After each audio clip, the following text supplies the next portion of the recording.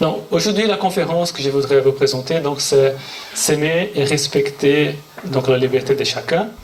Mais avant de commencer, pourquoi est-ce que le thème d'abord de ces congrès, c'est par rapport à s'aimer pour récolter dans le futur?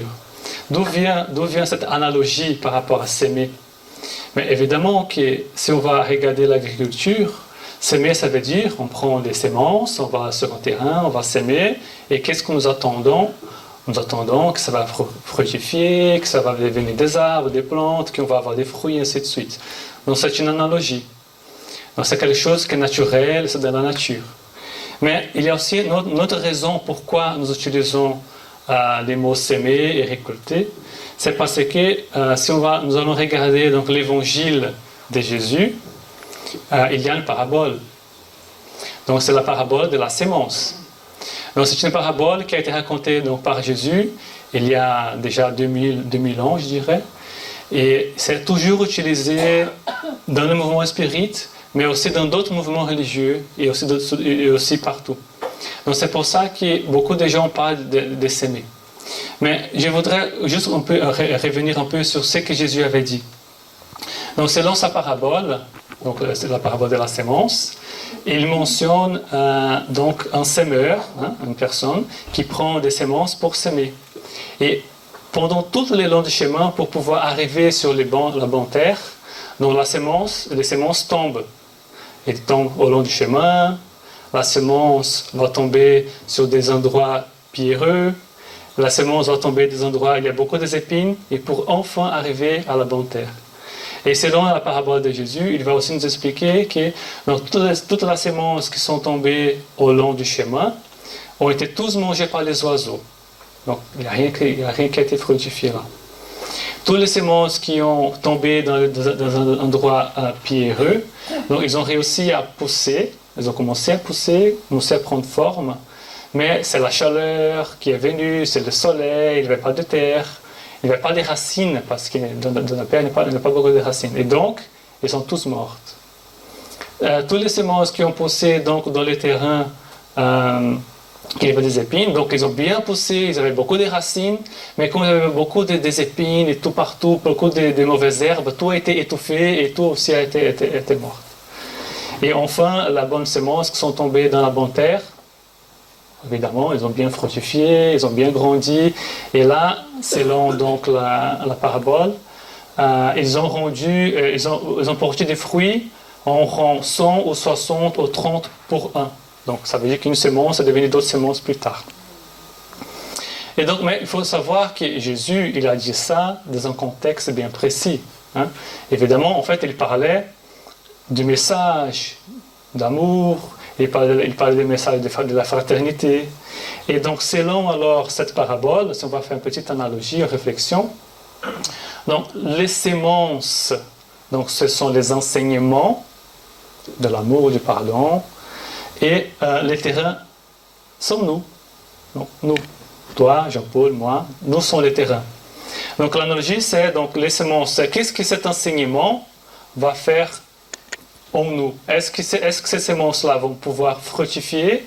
Est-ce qu'ils vont mourir avec le temps? Est-ce qu'on sera très motivé? Je vais travailler, je vais vraiment s'aimer, le bonheur, le ramener partout. Et après 1 an, 2 ans, tout va mourir parce qu'on est étouffé par la famille, par le travail matériel. Donc, le terrain alors est nous. Donc, c'est cette analogie que donc, Jésus est venu nous apporter. Et vu que nous parlons donc de s'aimer, je pense que nous sommes ici, on essayons tous un peu de s'aimer. Jean-Pierre essaie de s'aimer avec des livres. Chaque maison spirite essaie aussi de s'aimer avec des conférences, parfois en accueillant les personnes et les gens qui sont dans les souffrances aussi. Donc la question ici que je me pose, donc je voudrais alors réfléchir avec vous tous, c'est qu'est-ce que nous s'aimons? Comment est-ce que nous s'aimons? Et qu'est-ce que nous voudrons récolter et en quel délai de temps? Parce que c'est naturel, quand nous s'aimons, nous voudrions avoir un résultat. C'est normal, parce que s'il n'y a pas de résultat, on ne voit pas pourquoi on va s'aimer. Donc nous avons tous un besoin, nous avons tous une attente Hein? Mais la question est comment est-ce que nous s'aimons? Et je ne parle même pas que dans un cadre spirit. Je pourrais aussi parler dans un cadre professionnel, ou familial, ou avec des amis. Est-ce que nous s'aimons de la patience, de l'amour, du respect, ou est-ce que nous s'aimons de l'agressivité, de la violence, ou de l'impatience? Qu'est-ce que nous s'aimons? Donc c'est ça la réflexion alors que je voudrais faire avec vous. Mais évidemment que si nous sommes tous ici aujourd'hui, évidemment que nous essayons, nous faisons un effort de s'aimer la bonne chose, et ça veut dire que nous attendons un résultat. Et parfois, cette attente nous rend parfois anxieux, nerveux, j'essaye, et ça ne marche pas, je veux que l'autre soit plus humble, je veux que l'autre soit plus impliqué. Parfois nous sommes dans une maison spirite, pourquoi j'ai fait un cours, j'ai fait des conférences, j'attends que telle personne puisse se développer, et avec 1 an, 2 ans, 3 ans, ça ne marche pas, et parfois nous sommes nerveux, et ainsi de suite. Et ça veut dire qu'on peut constater alors que plusieurs de nous s'aimons, mais nous voudrons récolter les changements dans l'autre. C'est ça que nous voudrons en fait. Hein? On veut que la société change. On veut que les gens qui sont les chefs du monde, qui ont des sociétés, on veut qu'eux ils changent. Donc on veut changer l'autre personne. Hein?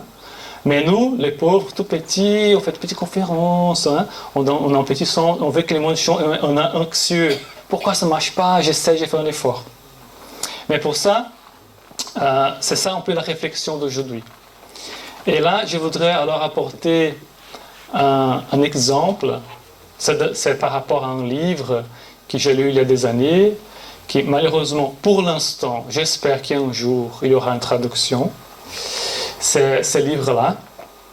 En portugais, il s'appelle Renovando Atitudes.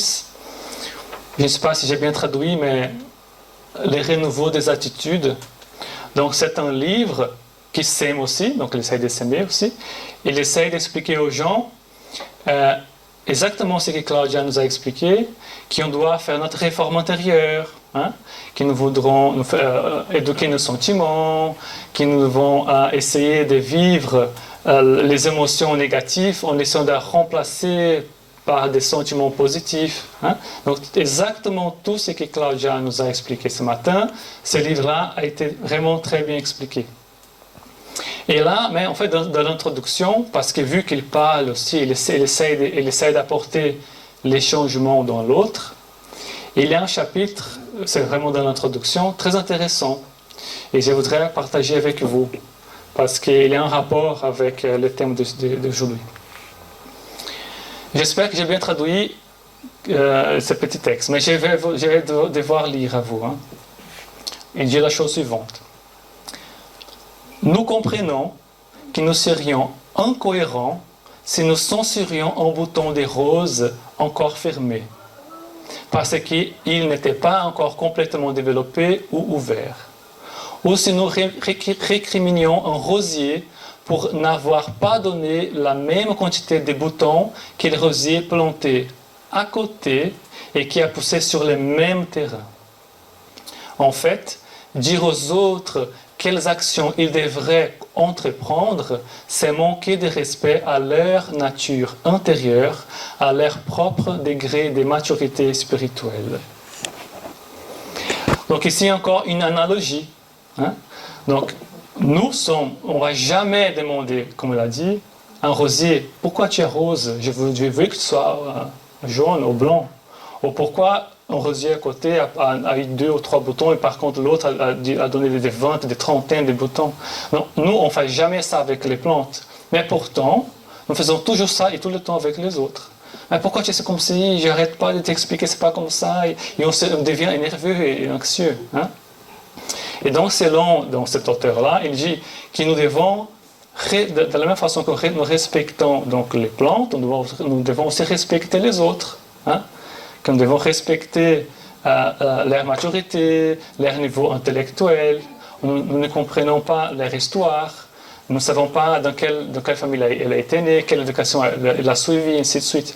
Parfois, pour nous, c'est évident. Parfois, il y a des choses qui sont évidentes pour nous. Et c'est pas possible que l'autre ne voit pas ça, c'est pas possible, on est anxieux. Mais il faut savoir que chacun a une compréhension différente. Il a une maturité spirituelle différente. Et tout ça, c'est ancré en fait dans une loi. C'est une loi que nous étudions, j'espère, dans nos maisons spirites. Ce sont les lois qui ont été mises donc, dans le livre des esprits. Et là, je voudrais alors revenir sur ce livre très connu, que d'ailleurs je pense que vous avez tous reçu une copie, n'est-ce pas Jean-Paul? Le livre des esprits.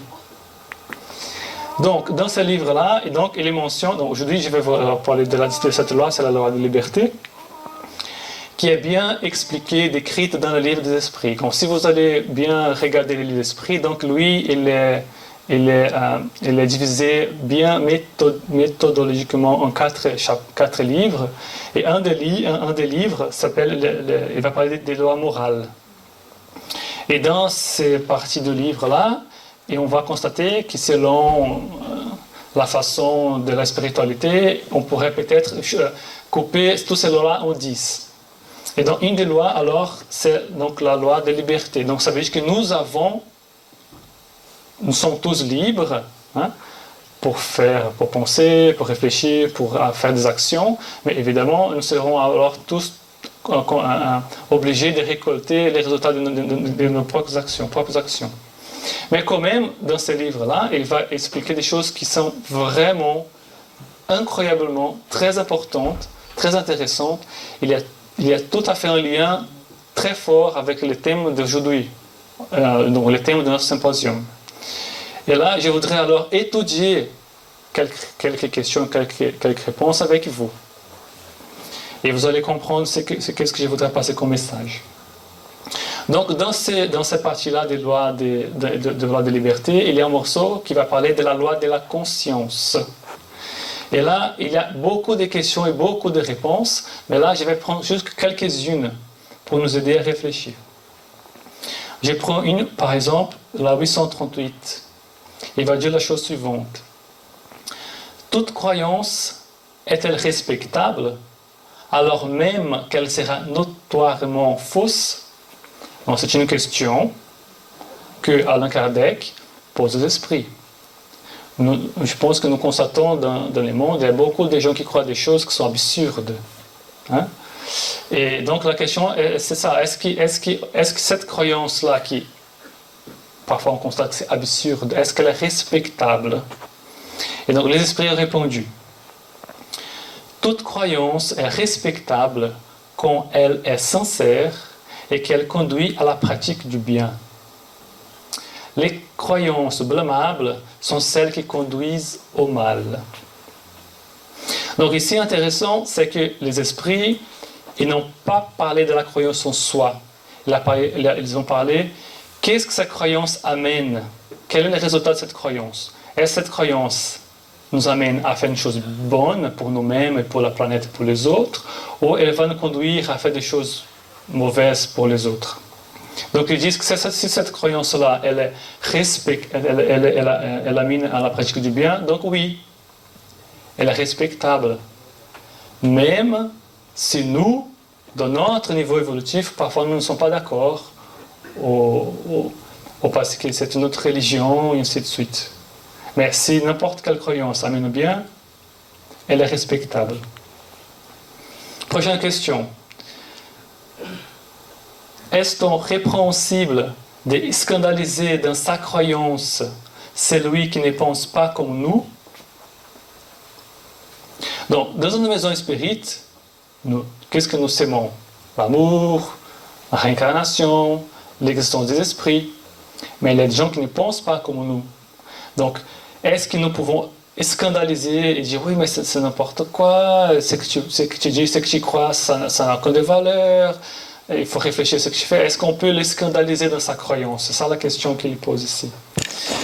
On constate parfois il y a des gens qui sont croyants, ils croient que Dieu n'existait pas. C'est une croyance.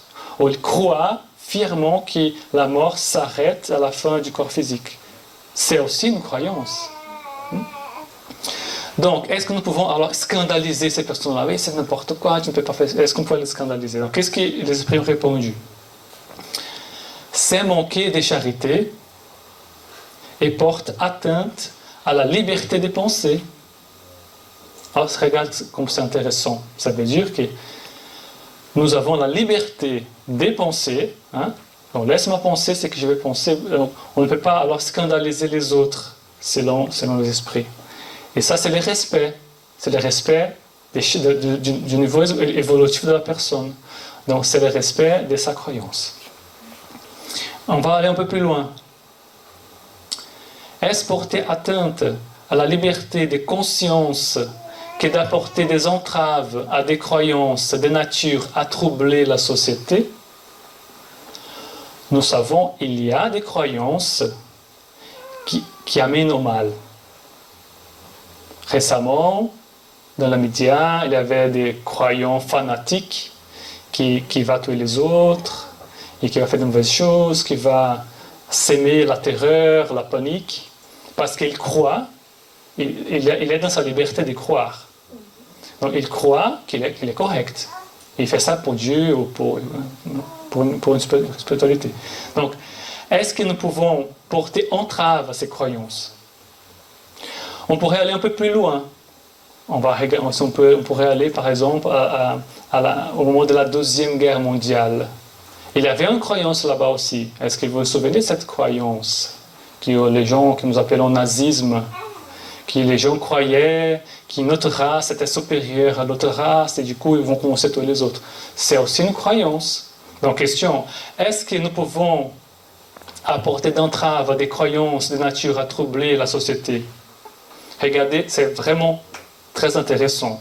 Qu'est-ce que les esprits ont répondu? On peut réprimer les actes, mais la croyance intime est inaccessible.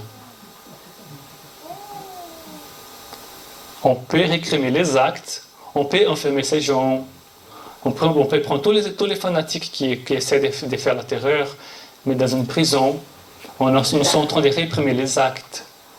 Mais la croyance intime est inaccessible. Ça veut dire que oui, ils ont le droit de croire à ça, parce que la liberté, ça vaut aussi pour eux. Et là, la prochaine question, il y a un rapport à ça. C'est un commentaire de Kardec.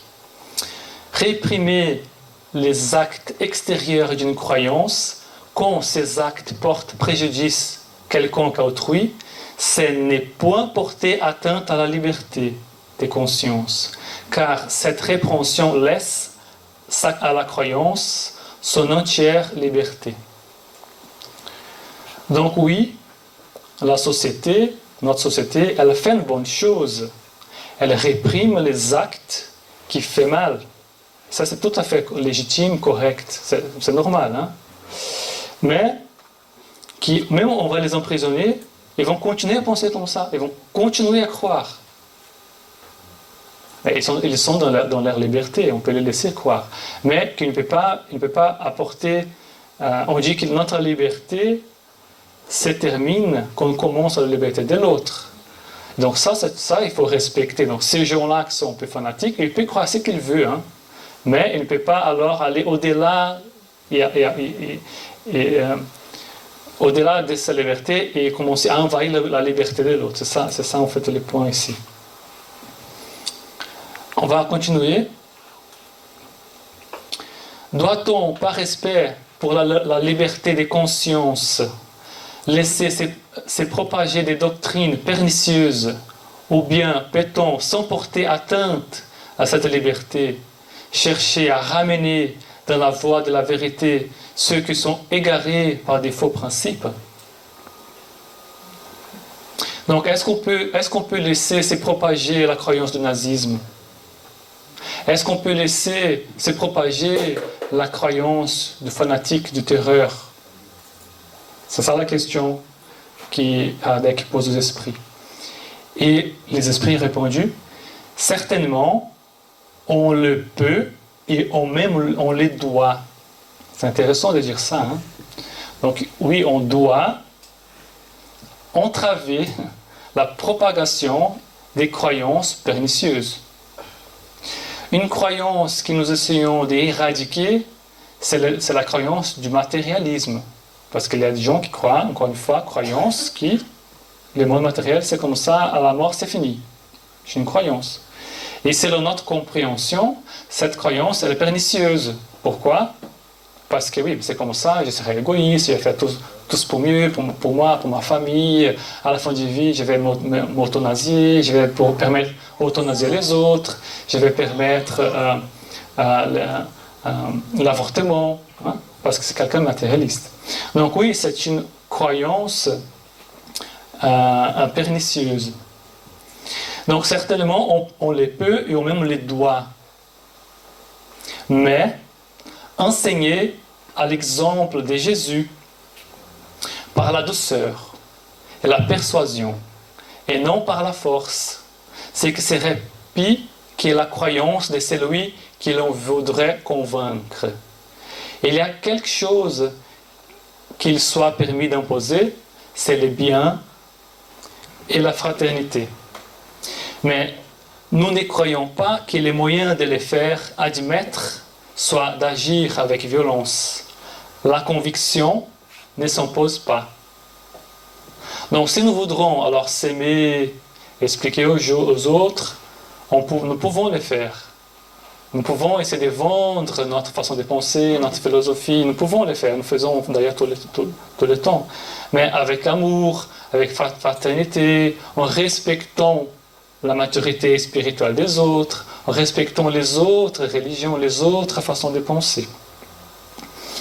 Et là, Kardec va encore plus loin, et après sa dernière question, c'est oui, il y a énormément de croyances dans le monde. Hein? Le spiritisme, je dirais, c'est aussi une croyance. Évidemment, elle est ancrée sur les aspects scientifiques, hein? Mais ça reste quand même une croyance. Donc, ils disent, toutes les croyances, toutes les doctrines ayant la prétention d'être unique expression de la vérité, à quel signe peut-on reconnaître celle qui a le droit de se poser comme cela, donc comme telle? Les bouddhistes croient que c'est la croyance sublime, que c'est la vérité. Et les spirites croient que le spiritisme, c'est la croyance sublime. Les catholicismes croient la même chose, les islam la même chose. Donc, laquelle elle est la vraie? C'est ça la question que Kardec pose aux esprits. Mais évidemment, les esprits sont plus intelligents que nous. Qu'est-ce qu'ils ont répondu? Ce sera celle qui fait les plus d'hommes des biens et les moins d'hypocrites, c'est-à-dire pratiquant la loi d'amour et de charité, dans sa plus grande pureté et dans son application la plus large. À ces signes, vous reconnaîtrez qu'une doctrine est bonne, car toute doctrine qui aurait pour conséquence d'essaimer la désunion et établir une démarcation entre les enfants de Dieu ne peut être que fausse et pernicieuse. Qu'est-ce que le nazisme a essayé de faire? Il a essayé de diviser l'humanité en deux, donc s'aimer la désunion.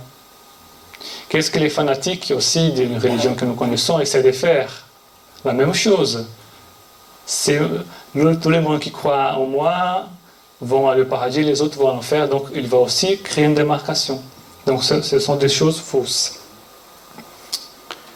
On va continuer. Donc, c'est ça que je voudrais alors vous faire réfléchir. Donc, que oui, nous faisons tous ensemble cet effort de s'aimer, mais nous devons aussi faire cet effort de respecter parfois. Hein. Nous pouvons aussi tous le droit d'essayer d'empêcher d'autres doctrines d'évoluer comme le matérialisme. Nous devons même, mais avec douceur, avec persuasion, avec étude. Qu'est-ce que Claudia nous a expliqué aussi, c'est que donc Alain Kardec est venu pour nous expliquer que l'éducation, c'est la bonne voie. Donc éduquer, étudier, amener à la réflexion. Tous ces gens-là qui pensent différemment ou qui croient des choses que nous savons que c'est absurde, nous devons les amener à réfléchir. il faut les respecter, mais on a le droit de les faire réfléchir. Écoute, regardez ce livre-ci, est-ce que j'ai déjà pensé à cela? Mais toujours avec amour et avec tendresse. Donc nous faisons alors tous déjà cet effort-là, mais est-ce que nous respectons? Ça, c'est à chacun de voir. Quel est notre sentiment quand notre conjoint pense autrement? Est-ce que nous le respectons? Parce que parfois, nous avons des conjoints qui ne croient pas au spiritisme. Hein? Et quelle est notre réaction vis-à-vis de lui? Je pense qu'on doit aussi les respecter, cet endroit. Hein? Et parfois, on est énervé, mais tiens, mais je vais changer mon mari, je vais changer mon épouse, c'est pas possible. C'est pas à nous de les changer. Hein? C'est eux qui doivent changer eux-mêmes.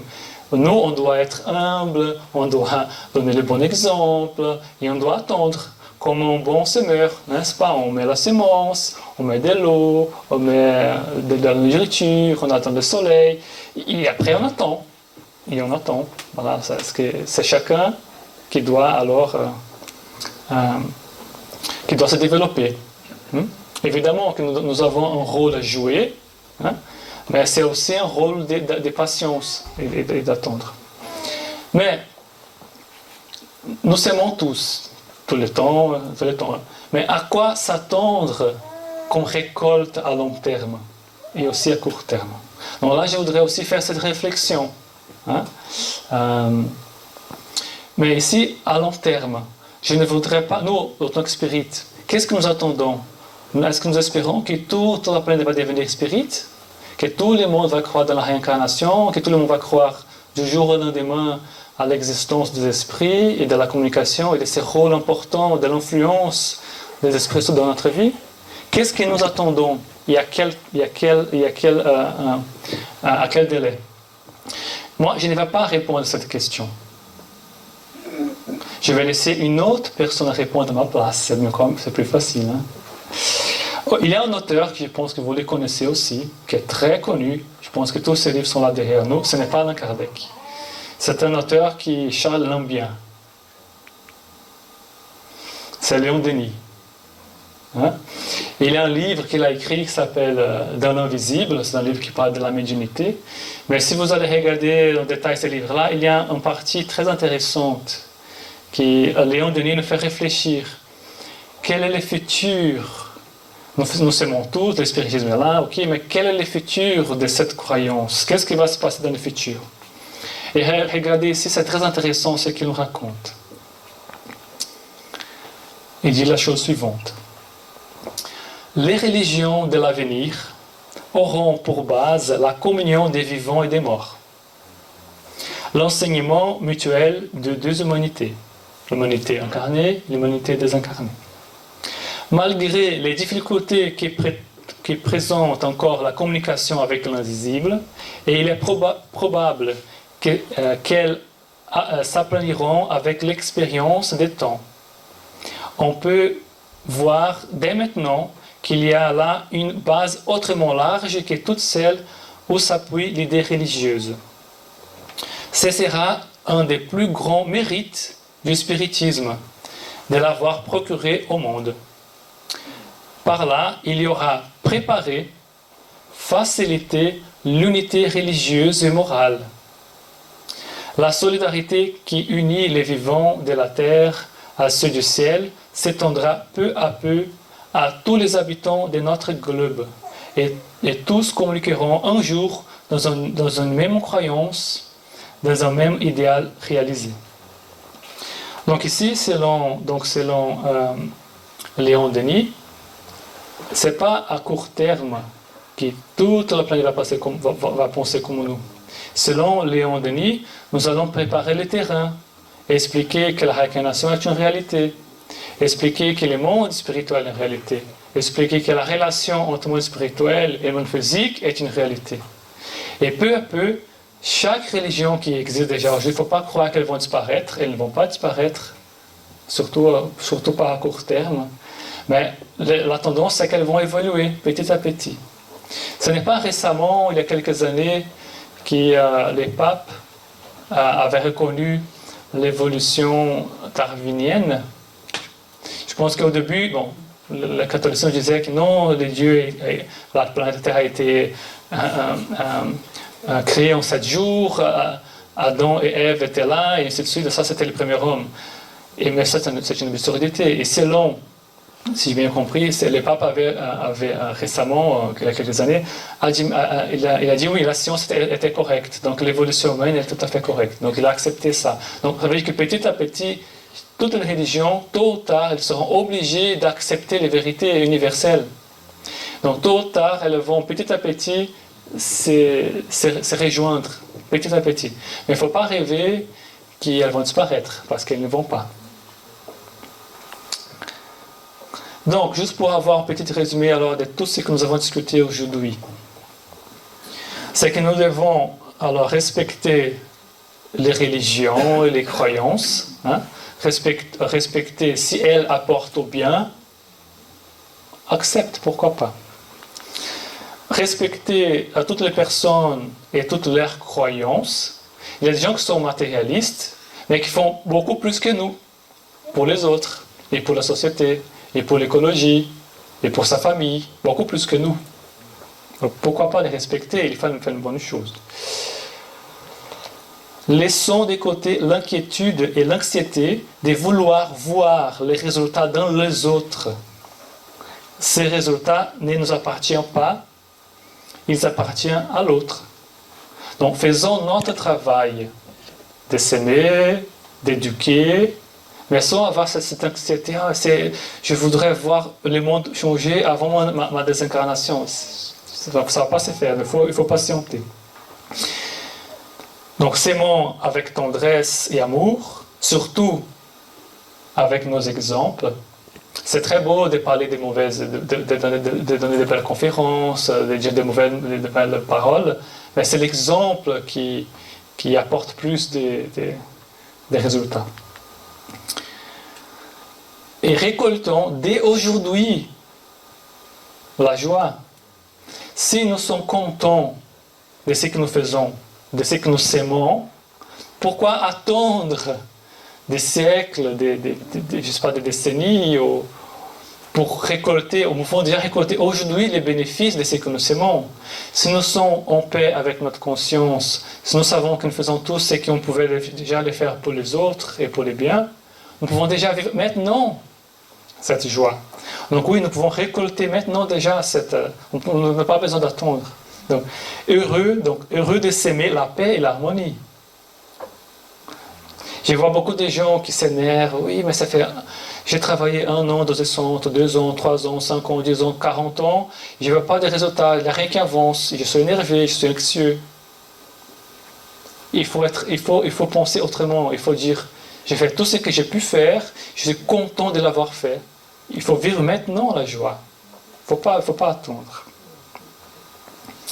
Et pour terminer, tôt ou tard, tous en iront dans un même sentiment, la même compréhension sur la vie. Mais là, il faut avoir de la patience. Peut-être dans 3 ou 4 réincarnations, peut-être, mais ce n'est pas pour cette vie. Mais c'est maintenant qu'on doit continuer à s'aimer pour qu'un jour, ces jours-là arrivent. Et juste pour terminer donc, la conférence, parce que c'est tout à fait en rapport avec cette liberté de conscience, il y a une question qui a été posée à une personne que je suis sûr que vous les connaissez, qui a été posée au Dalai Lama il y a quelques années d'ici. Les gens ont posé la question à lui, en sachant que lui était bouddhiste. Hein, et ils ont posé la question à lui, écoute Dalai Lama, j'ai très bien ce que tu fais et tout, mais selon vous, quelle est la meilleure religion? Et qu'est-ce qu'il a répondu? Lui aussi, je pense qu'il était très inspiré ces jours-là. Il a répondu, c'est celle qui fait de toi une meilleure personne. Ça veut dire que c'est tout à fait cohérent avec l'esprit avait répondu à Kardec. Donc, si une croyance amène au bien à toi et aux autres, c'est la bonne. Il faut la respecter. N'est-ce pas? Mais si la croyance et la religion vont amener à des choses mauvaises, là, je pense que là, on doit vraiment un rôle à jouer pour essayer d'empêcher tout ça. Et voilà, donc c'est ici que se termine notre petite réflexion sur le respect de la conscience de chacun. Voilà, merci. Merci.